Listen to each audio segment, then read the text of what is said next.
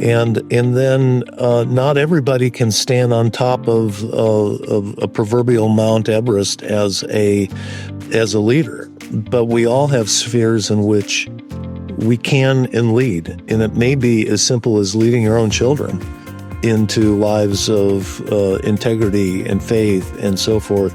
It may be as a store manager.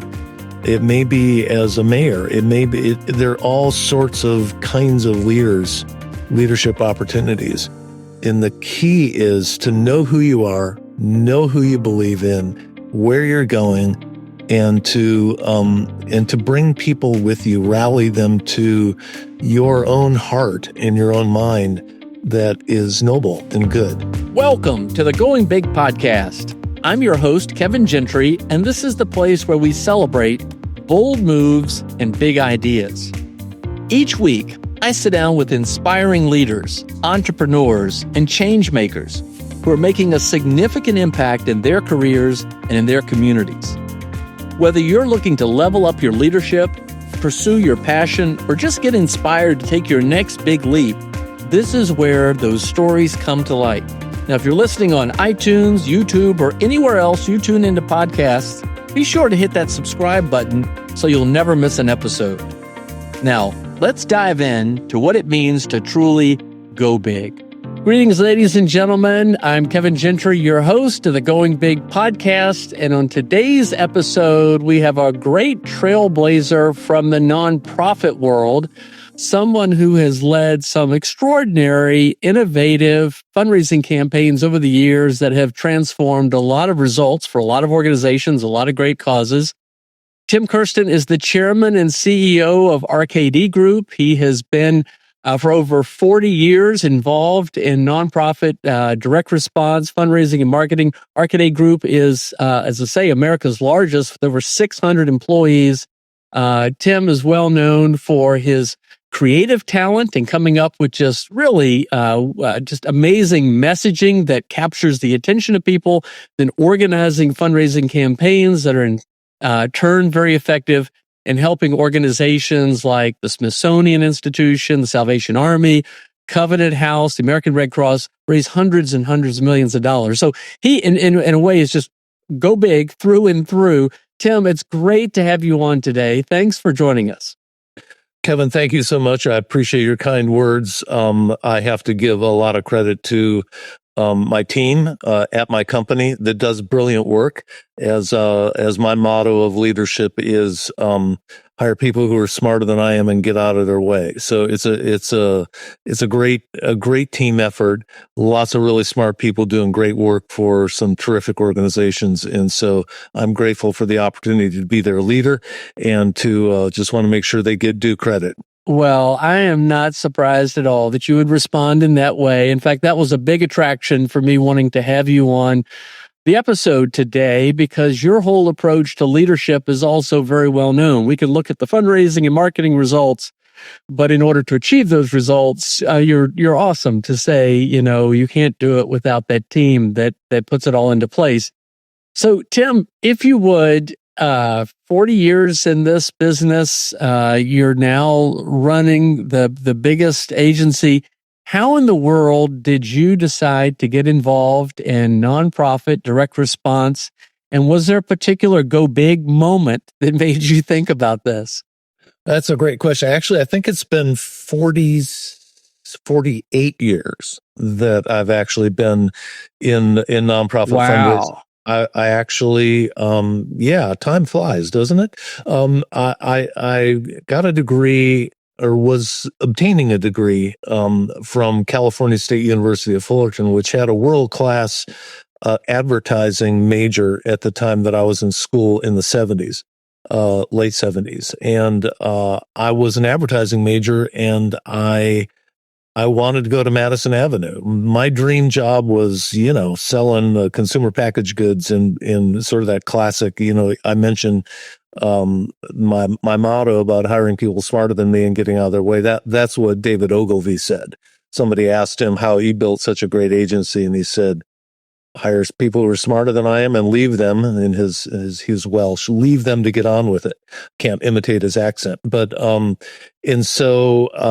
but I was actually inspired by a professor. I'll mention him by name in the business school at Cal State Fullerton, a different school, Dr. Paul Hugstad. And I took some marketing classes for him, and his specialty was actually marketing for nonprofit organizations. I think he had gotten his PhD thesis on that, and I had some courses with him. And because of my personal background and so forth, my father having been a minister and my familiarity with nonprofit organizations, I was really stirred by the opportunity to go into the nonprofit sector and help them do a lot better job marketing and themselves in fundraising. And in fact, bringing business disciplines, traditional business disciplines into the nonprofit world and running the nonprofit like a business. And so I was redirected while I was in college. In fact, I wrote my senior thesis on marketing for nonprofit organizations. So I decided when I was very young in college to go into this space. And I was inspired by one other person I'll mention, because my life would not be the same without him, a man named Russ Reed, who was the founder of what was the Russ Reed Company, which was acquired by Omnicom a number of years ago, 20 years ago, probably, or maybe a little more.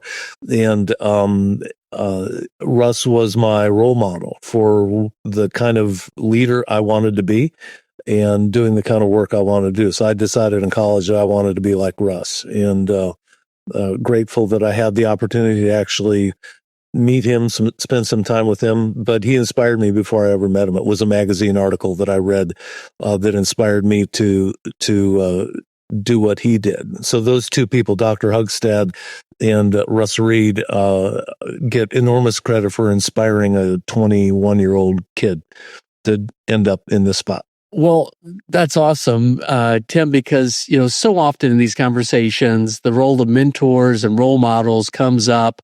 And you mentioned David Ogilvy, who certainly is another example of someone who thought big, went big. Ultimately, Ogilvy and Mather, that just a giant. But so was Russ Reed. How important are these kinds of people in your judgment for any of us to think about in going big?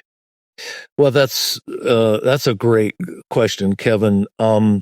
Not just those two individuals, but anyone that you find a person in their journey finds that inspires them and challenges them to think beyond the traditional kind of categories and so forth, and is personally inspirational to them, not just in a dry academic sense, but this person has integrity, has character, has values that I want to emulate. And so a lot of my adult life has been spent in reading biographies of great men and women.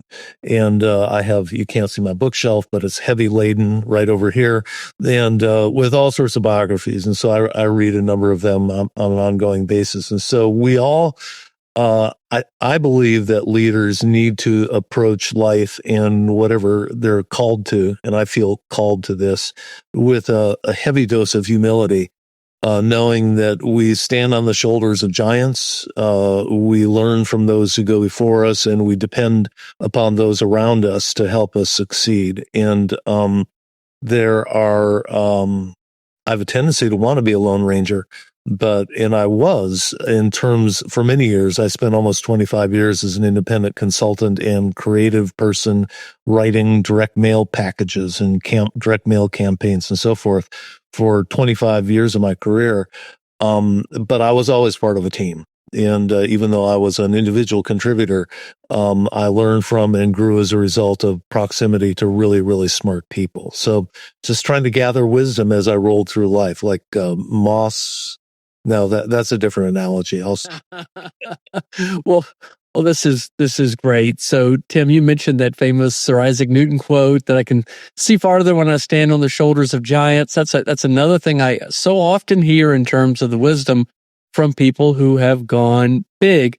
I want to go into your start in the creative space, but before that, to your reference about biographies, just off the top of your head, who are some other greats in history who've Wow. inspired you in some way? Maybe 5 or 6, whatever just come to mind. Yeah, and I might glance up at my bookshelf here. That's So, fine. Yeah. and I'm going to reference a very controversial figure. Early on here, I just finished the first volume of Neil Ferguson's biography of Henry Kissinger, and I know that Henry Kissinger was a very controversial person. Nonetheless, Neil Ferguson's a brilliant writer. Number two, Kissinger is a larger than life figure, and he wasn't a leader in the way that a president is a leader, but his grasp of history, I think having a knowledge of history, knowing our place in history, and knowing that history doesn't repeat itself, but it rhymes, those kinds of things. And there are various schools of historical thought, like impersonal forces. I'm very much a great man, subscribe to the great man theory of history, that great men and women like Margaret Thatcher and others who stand athwart history, as it were, and take actions and speak words, because rhetoric is the ability to communicate is so vital to effective leadership. They stand athwart history, and they bend the world to their will, as it were, through the force of their personality, the strength of their ideas, and their ability to communicate those. And so, certainly Kissinger was one of those, and he's on my mind because I read him. His biography, the first half of his life, just recently. Winston Churchill certainly is. I have many of his books on my shelf here, and have visited his birthplace and so forth. Always admired it. Love, because I'm a creative guy. I'm a writer, and I can string words together. I have deep admiration and respect for people who can communicate in a compelling way. Ronald Reagan, have a number of his books or books about him here, his collected speeches and so forth. The great communicator and leader who cast a vision that people could believe in and rally around. And that is so much of what leadership is about. Leadership isn't about tactics.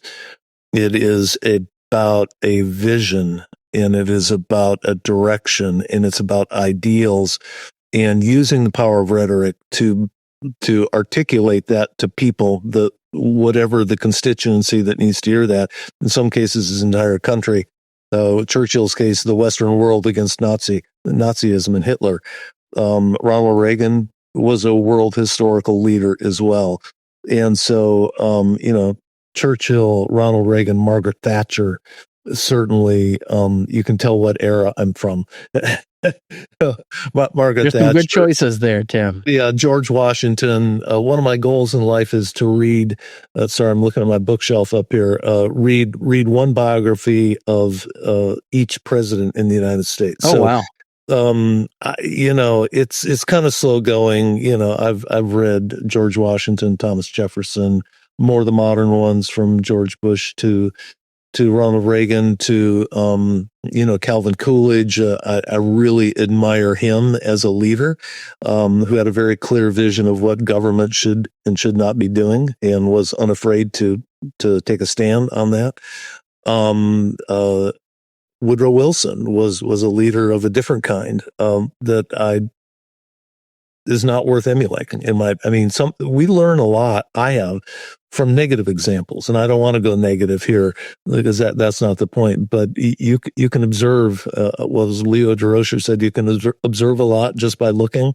Well, you look at some people's lives and the way they lead, and it's not worth emulating. And so both are useful. I choose, for the most part, to look at, read the works of great leaders in world history.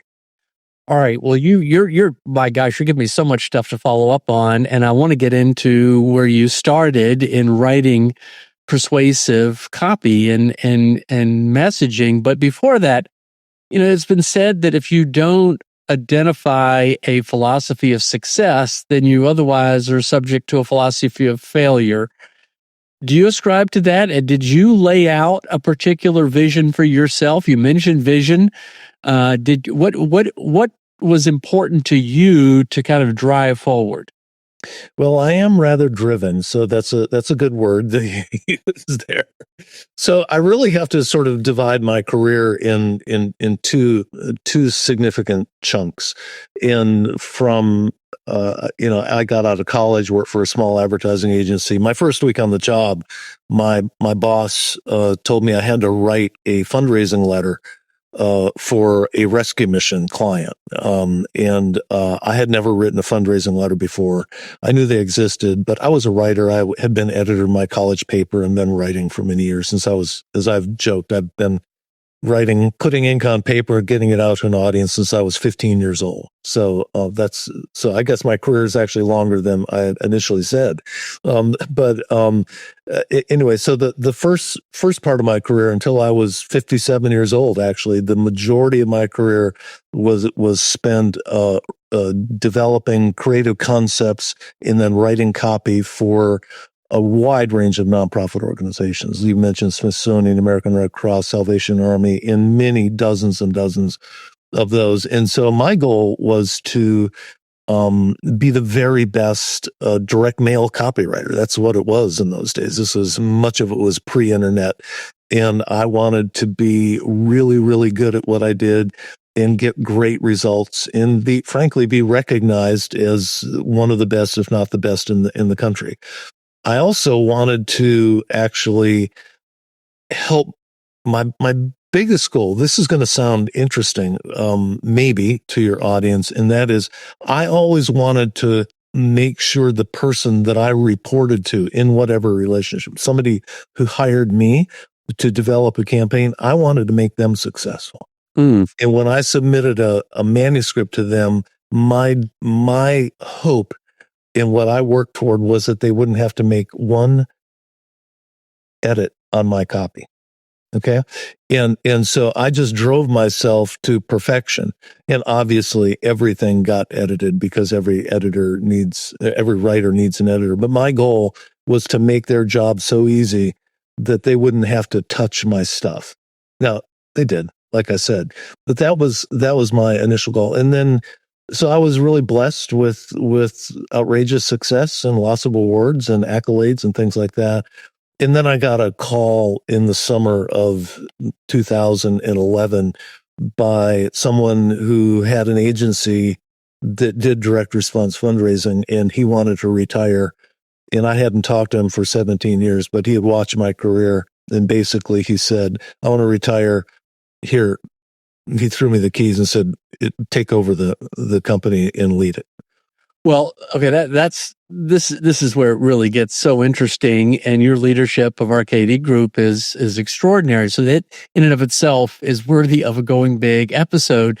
But I want to dig in a little bit more to these foundational elements. In fact, Tim, you and I actually worked together on a project in the early 1990s for the Leadership Institute. You were the writer, the copywriter. You wrote some great stuff. But just help explain sort of that. And I love the fact that you wanted to be the best at that and to win some awards. And you've won many, many Direct Marketing Association, John Caples awards.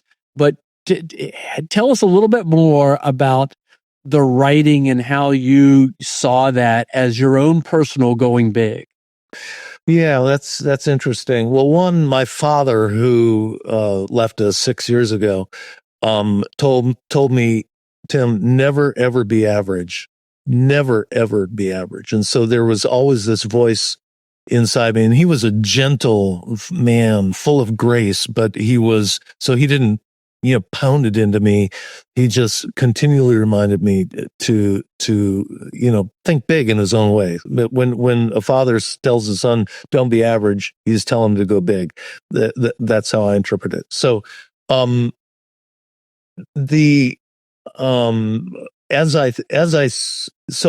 a student of rhetoric and how people write. And I collected back in the day, I collected thousands of direct mail packages. I got on every list I could. And I had an old mail. I'm looking over here because in my former office, I had these mail cubbies full of direct mail packages. So I studied direct mail. And so I learned the techniques, and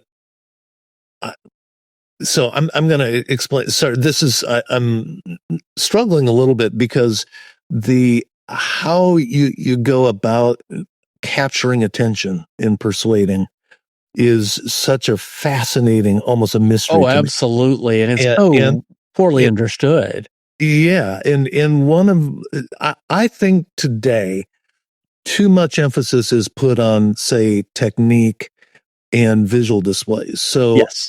I hate PowerPoint presentations, okay?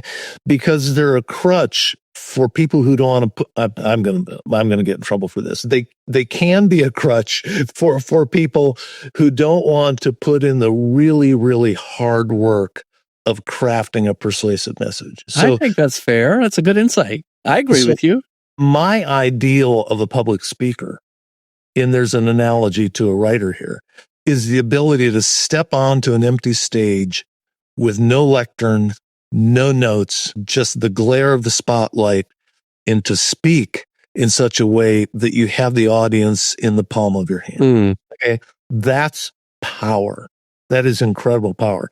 Well, there's a sense in which sitting alone at my screen writing copy, it's very similar to that, where you have to have a message, an opening salvo, as it were, an opening statement that pulls people in, and then you have to construct your persuasive argument in such a way that you pull them all the way through to the end and persuade them to take action. I have always found that my entire career the greatest challenge in my business, and I've been doing this for 48 years, and the thought that I could interrupt somebody's day, as it were, in a mailing envelope that ends up on their desk, or they go to their post box, they take it out, they open it up, and they're so captured by it that they can't stop reading, and then they're moved to act. I don't know. For me, that was always what drove me to excellence, because I think it's such a fascinating power to be able to do that. So that's great. And that's even more challenging than ever before, as you know, we're now inundated with communications 24/7 trying to get our attention. To kind of cut through that clutter, it's tougher and tougher. Well, there's no question about it. And there's also in the direct mail world, I don't know how many of your listeners and viewers are deeply embedded in that world, but in nonprofit fundraising, there's such heavy use of premiums. You know, mailing envelopes comes along, and it's got name and address labels and those kinds of things. And that can be a crutch, as it were, for capturing people's attention. And then they sort of, the rule of reciprocity, oh, somebody gave me something, then I'm going to give them a gift back. And I love that's fine. And that's necessary in some cases, but the purist in me says, how about just this unbelievable article or writing letter that captures people and maybe makes them cry, makes them want to get a checkbook out. And then in the online fundraising, there's all sorts of visual stimulation and so forth. And you're not really doing much persuasion online. It's more capturing people who are already with you, which is an element in direct mail as well, in getting them to take action. So it's a different dynamic. But I'm kind of old school. I just love the power of language in pure persuasion. Well, what's one of the boldest causes, efforts, initiatives that you were ever a part of, and something that really grabbed people's attention? Oh my goodness, that is fascinating. I'm going to have to pause. There are a couple that are really, really different. One is sad, a very sad one. I was approached by some guys who had an agency, and they had been approached by the family of Ron Goldman, who was died at the same time as O.J. Simpson's wife in that horrible attack, which captured America's attention, if not the world's, back in the 90s. And there was an outpouring of response from the general public to the Goldman family. It's interesting how a perceived injustice is a tremendous motivator for people to become involved. We just have this innate need to right the wrongs of our world. And so I was actually asked to develop a campaign and do all the writing over the signatures of the entire Goldman family. Now, normally you only write something over one signature, maybe two co-founders of an organization. Here was the whole family. And so I had to take on the very difficult challenge of crafting direct mail. This is pre-internet. Direct mail packages to raise money for the civil trial against O.J. Simpson. That was one of the most fascinating assignments I've ever had.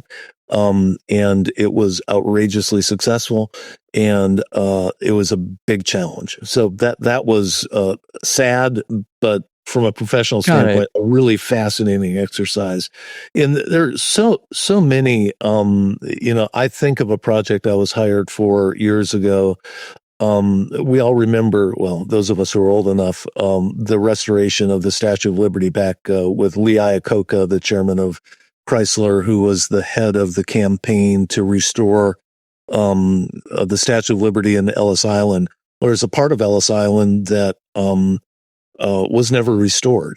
And so a public-private partnership was developed between the state of New Jersey and a private entity to actually raise money to restore the forgotten backside of Ellis Island, which was the hospital and the laundry and some other places that are very significant in the history of immigration into this country. And so crafting that package, which is really so much about the story of America and the immigrant experience, I don't know. That one still resonates with me. In fact, I was just thinking about it the other day. I need to find that package. That was fascinating. So those are two sort of polar opposites. There are more. But Well, it's one of the things I love about direct response is it just empowers people to feel like they can make a difference, and they are. And, you hear about these massive mega gifts that do X, Y, and Z, but really it's a $10 contribution from Mrs. Jones in Scottsbluff, Nebraska, combined with that of others that can really change the world. What, for a cause or an organization, what separates those who can and do truly go big from those that don't?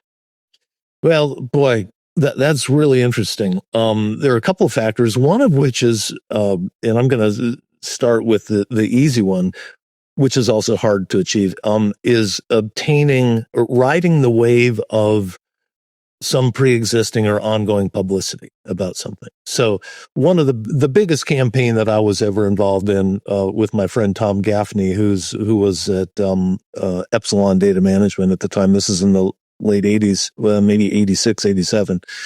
Covenant House in New York City had acquired a building to expand their facilities and to serve homeless young people. And Mayor Ed Koch at the time said, no, I know you acquired it, but I need it for the city.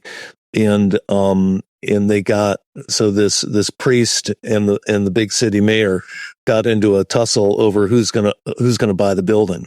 Well, Tom Gaffney and I worked together via Epsilon to do a fundraising campaign, direct mail in those days, to raise the money to buy the building. And it all coincided with huge headlines in the New York Post about this fight between this priest and the mayor. And we mailed in the midst of that. And that was the biggest individual campaign. I think we raised $26 million in a matter of weeks. And that's still an historic effort that's widely talked about still today in many marketing circles. Yeah. So it received all sorts of awards. So having the publicity and riding the wave of something that's happening in the press is a really important factor. Now, we can't orchestrate that. I think some organizations can. I think some public policy outfits in the Beltway in DC do gin up issues that get on the news and so forth. I think it's a little better to have naturally occurring issues, but that's another discussion. So I think one of the other things in going big is having the personality of the head of the organization. We come back to leadership again with a powerful message. In that leader is able to articulate the needs of the cause in such a way that he or she rallies folks around them. And so that's a really important ingredient, which is why to going big and being very successful. And one of the problems with direct response fundraising these days, in my opinion, there's not enough of that personality. Is especially with big institutions and so forth, and it becomes almost a sort of an institutional message, like a big brand. And they raise money and they're large organizations, but I still believe in the power of personality. And if a nonprofit organization has a leader who's comfortable letting a big personality out there to persuade people, that's a way to go big. And I don't want to mention names. I'm not going to be critical of anything. It's just there is. I have seen fear take over organizations and say, "Oh, he can't," or "I would never say that," or "I don't want to be out there." Yeah, that was my next. That's my follow-up question to that. Well, first of all, what you're saying sounds like even your earlier point, the difference between being a leader and being a manager. Well, yeah, because leaders, absolute characteristic of an effective leader who goes big is fearlessness. Great leaders are bold. Great leaders are not afraid. Great leaders get out ahead of the pack. Great leaders take the arrows and so forth. And so the fear of going big holds people back. And look, I'm not being critical of anybody. Leadership is hard. You have to have thick skin, but you also have to love people. That's one of my rules of leadership is you have to love the people that you're with, and inspire them, on the journey. And, but I think that is a difficult thing to attain in leaders, is that boldness of a willingness to stand up and say, we're going there. Come with me. Well, let me ask you two questions about that. And I think it almost all comes together for direct response, fundraising and marketing, leadership. I could be wrong. You're being very nice. I tend to think that unfortunately still today there are too many people that are attracted to the nonprofit world because it's not about risk taking. There's a sense of sort of safety and security, and the business world, it's kind of cutthroat, and I don't want to be a part of that. I just want to go work for this good cause. And that affects the idea of going big to solve a problem. You got this big problem, but we got to do things differently. We've got to innovate. We've got to take some risks if we're going to make a difference. Right. Do you think I'm on the right track here, or am I being a little too harsh? I think you're on the right track, Kevin. But I'll say that with a caveat. Okay. And this is a real struggle. We have fantastic clients, really, really fortunate to work with them. We have, 500, 600, 400 clients, 400 to 500 clients, I guess it is, and terrific, dedicated people. But there is and we hear a lot, we need more innovation. And I agree, we do, because there are not only problems to solve in the world that we need to raise money to solve them, but there's problems with how we do direct response fundraising. Because the number of donors in America are shrinking. There are millions fewer donors today who respond to those direct mail packages or online than there have been before. And we saw a drop off after COVID, and we saw a drop off in the financial crisis before in 2008, 2009. So we have fewer people who are contributing.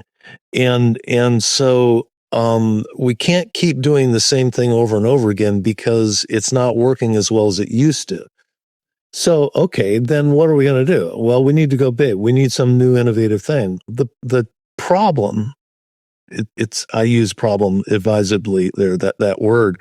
is this business is a science. It's an art and a science. I represent more the art side than the science, but I run a company and it's very scientific.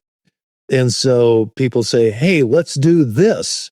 And I go, because we need to innovate. We need to go big. And I go, okay, well, let's test it first, shall we? Because you can't afford to just roll big with some big new idea. Which is the great benefit of direct response is you can test it. You can test it. And the challenge is that most new big ideas don't work.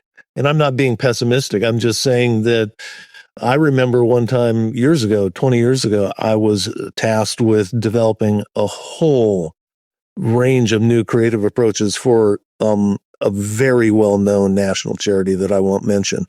And we tested, 15 or 16 different approaches in the mail. None of them work. They all fail. And we had to go back to the boring old control package. So it's like new businesses. Somebody launches a new business, in the local mall or whatever. There's about an 80% chance it won't be there 2 years from now. So that's not a criticism. It's just a fact of life. And so going big in pursuit of something big is very hard to do because there are entrenched ways of doing it. People are habituated to responding in particular ways. You have demographic shifts. You have values shifts. I think a lot of the shift in the struggle in the nonprofit sector is a cultural shift of older people, more religious, are fading off into the sunset. And younger people coming up are less religious. And we know from Albert Brooks' book on Who Really Cares, it's really that cohort of Americans that are the most generous. Right. So. Well, let me ask you two other related questions on this point, I think. So the flip side of risk-taking, is back to leadership in that I always hear people, the world is hungry for leadership. They're looking for leaders. Yeah. Is that an encouragement to the leaders of the nonprofit organizations that you work with? Does some organizations stand out because they have more visionary leaders? As the Bible says in Proverbs, without a vision, the people will perish. Is that a big deal? I think there are some amazing leaders at the regional and local level. Individual leaders. And I'm not taking anything away from any of our clients. I just want to be real clear in terms of we work with large national organizations and so forth, and they're very, very affected people at the top of those organizations. But it's a little, with the competition out there, I think it can be more difficult for an individual to stand out head and shoulders above a large nonprofit brand, as it were, that come by definition, they don't want it to hinge on the identity of one person. Mm-hmm. We work with a lot of regional and local entities through cooperative kind of direct mail and digital fundraising programs. We work with rescue missions. For instance, 50 some rescue missions. And some of these rescue mission leaders in cities and towns from LA to New York and elsewhere, the head of that organization will be very visible in their community, on the media all the time and so forth, and inspiring people to contribute to the cause. So they are out there, but like so much in America, America is a big country.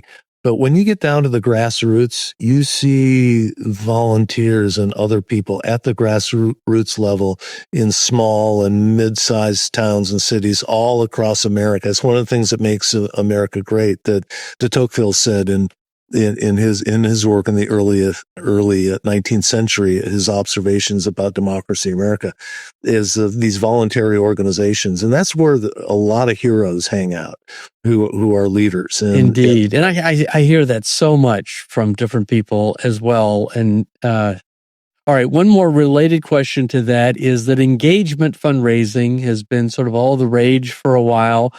That the more you engage with the donor, the more generous they become. What really said more maybe appropriately is the more you listen and gain from the special talents that your donors may have, just beyond their financial gifts or other gifts, obviously the more interested they're going to be and the more you can drive forward. But another element of risk among nonprofit leaders is the unwillingness to kind of let go and let that happen. Am I wrong there, or do you think that's an issue? That's fascinating, and I've seen that. So I've seen it in areas, and there is risk. There's no question about it, because the fear is losing control of the brand or the narrative, however you want to define it, in the public. So a leader has to have people that he or she can really trust to entrust those messages to.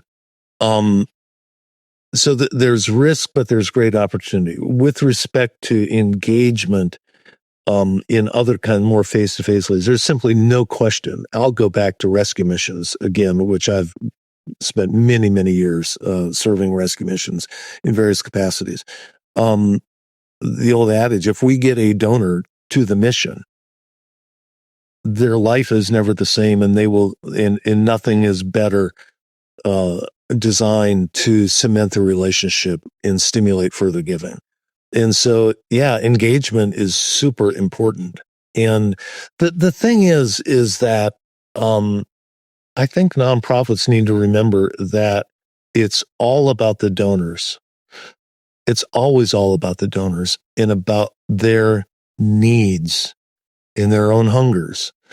And I will tell you, when I took over, I'm going to veer a little bit here, Kevin. So stop. You go right ahead. No, go. Okay, keep going. This is part of the going big story. I got a call in the summer of 2011 to come take over a company here in Dallas, Texas, that was struggling. That company doesn't exist. I took the job, and it started November 1st of 2011, and I wanted to be very thoughtful, and I hadn't planned on doing this. I was just cruising along in life and got a phone call, and I was asked by the founder to come take over so he could retire. And I thought, yeah, sure, what the heck, I'll try it. But I wanted to establish the company, the new company, on a philosophical base that really could endure and made a lot of sense. And so I thought about why we do what we do as a company. And so many agencies out there, if you go to their website, it'll say something, I'll simplify, we raise money for the world's greatest nonprofit organizations, or we do direct mail, or whatever. So it's a focus on the what they do. And I think most of your listeners have heard of Simon Sinek and, finding your why and all that. I don't want to necessarily claim that I discovered that principle before Simon Sinek, but I didn't know that much about him at the time. But what I did was I sat down and I said, well, why do we exist as an organization?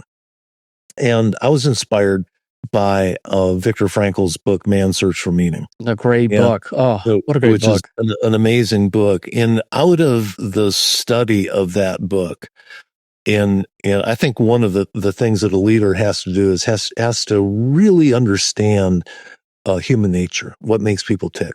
Because if you can't understand human nature, you're not going to be able to lead them.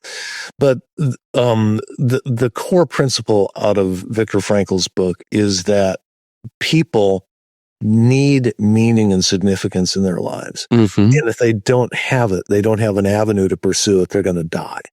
And which is what happened in prison camp. So I wrote a statement of mission and purpose for my company. And I said, and it's unlike any of our competitors. It says, Arcade Group exists to help people find meaning and significance in their lives by connecting them as donors or members with organizations that are working to make the world more humane, just, and compassionate. And notice there's nothing in there about us being an ad agency that does direct response. We exist to help people, the donor, find meaning and significance in their lives by connecting them. I've likened us as a dating service. No, you are dead right, Tim. I'm so glad you're saying this, and so few do. They see fundraising as transactional, and they're raising money. They're hitting people up to fund these causes. when it's a win-win partnership and both are getting meaning by achieving results and solving big problems. Absolutely. We need the message of Viktor Frankl and common sense. If you know anything about life, we need to give something of ourselves, our time, talent, or treasure, or all three, in order to feel like our time on this earth had any significance at all. And so all RKD does is we help bring nonprofit organizations together and we find the donors and then help define them and nurture those relationships. So it's all about the donor. And I think it's so easy. And we have this tendency as a company to make it all about us. Yes. In You're great. You're terrific, Tim. And turn inward, where we have to, our focus is on our clients and donors. And I think that's one of the reasons that we've been able to grow to become the largest company of our kind. There are other companies that would say that they're bigger and they do compete with us, but they have printing presses. We don't own any printing presses. We don't own equipment. We're brought in for the pure power of our strategy, our creative thinking, and so forth. And printing presses are a commodity, or the platform on which you deploy, your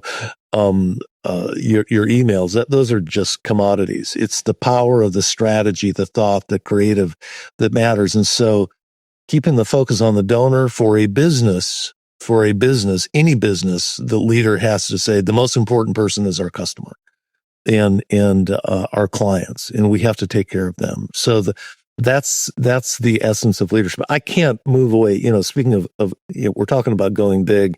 The other person who's inspired me most as a leader, and it's a required reading for anybody who's a VP or above in my company, is Max Dupree's book, Leadership is an Art. Max Dupree he's deceased now, the chairman of the Herman Miller company up in Grand Rapids, Michigan. And his book, Leadership is an Art, is not the kind of book you'd read from Harvard Business Review Press or whatever. It's a book about relationships. And he says the first obligation of a leader is to define reality. And the second is to say thank you. And so, leadership, the onus is on a leader to tell the truth all the time, to define reality for people. Because if you're not living in reality, if you're living with fantasies or whatever, you're not going to succeed. And it's a massive disservice for a leader to not tell the truth. And there are all sorts of gradations of that. I mean, there's outright lies, but there's also, a leader can get up and give a rah-rah that, things might not be quite as rosy as he or she is saying. So that's Max Dupree's book, recommended to your listeners. It's been fundamental and foundational to my success. Awesome. Well, Tim, Kersten, what's next for you in the RKD group? Well, I am, boy, that's a tough question, Kevin. I normally don't like to stumble. We're very growth focused, and we are really focused on connecting with helping our clients connect with donors in ever more meaningful ways. We are building a practice of what we call donor engagement. Interesting to use the word engagement. So it's kind of focused on the middle level people who are able to give large gifts, capital campaigns, those kinds of things. Because historically, if you know the donor pyramid, your listeners do, we've operated along the bottom of the donor pyramid because that's mass market fundraising. But we're moving up the pyramid, and then making sure that we're appropriately leveraging, machine learning, AI, those kinds of things. But as I tell my team, those are just tools. Those are tools. They're not saviors. They're tools that enable us to connect more meaningfully with donors. And I think the risk is that there is a tendency to overfocus on these new tools as the solution, but they're just tools. And the solution are smart human beings. And so what's next for RKD Group is continued growth and continued ventures. We're actually a combination of 10 companies that we've rolled up, as they say. I've been really fortunate to have fantastic financial backers starting in 2014 that have enabled the growth. So I have to come full circle back to standing on the shoulders of giants, being in partnership with other people. It ain't all about me. It's about my team, and my team includes my executives that are closest to me that tell me the truth, and my entire team, and then people on the outside, as it were, who support us, who are financial sponsors, very savvy business people who help us be better every day. So we're going to keep going, keep growing, keep serving, and keep solving the problems in our industry and helping our clients to solve the problems in our society and our world. All right. Well, final words of encouragement to those listening today. How should we each think about going big from the perspective of your 48 years in direct response marketing? I want to make it clear, you didn't raise hundreds of millions of dollars. You engaged millions of people to get to the root causes of some of the biggest problems in society, which is a pretty cool thing to have been a part of. How would you encourage us further? Well, that's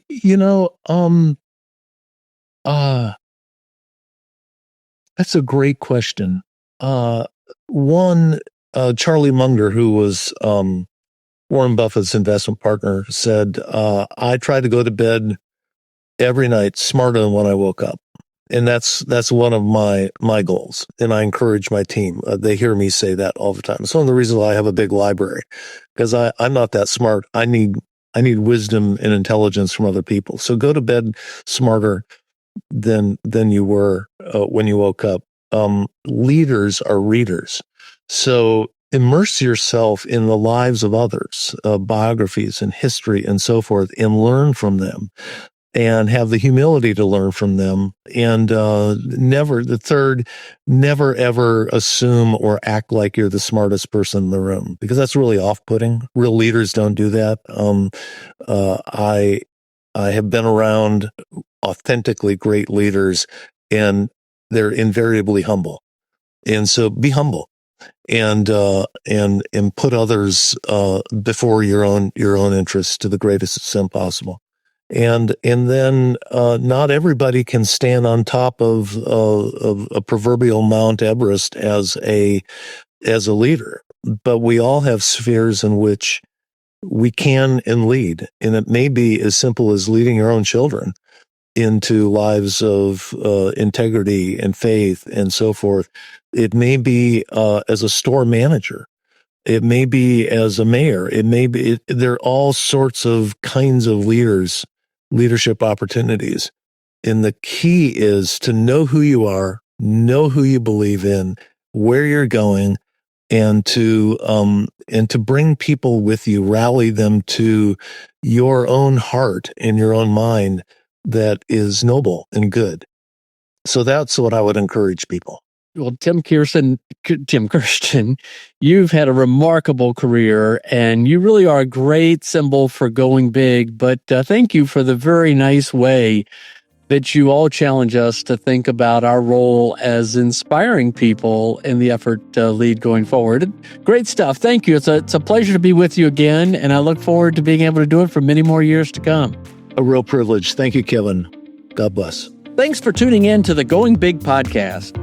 I hope today's conversation left you feeling energized and ready to tackle your biggest goals. Don't forget to subscribe and leave us a review on iTunes, YouTube, or wherever you listen to podcasts. It really helps spread the word, and it gets these inspiring stories out to more people. You can also find more content, resources, and updates at our website, goingbigpodcast.com. Remember, the only limits are the ones you don't challenge, the limits that you impose on yourself. Keep pushing, keep growing, and above all, keep going big. See you next time on the Going Big podcast.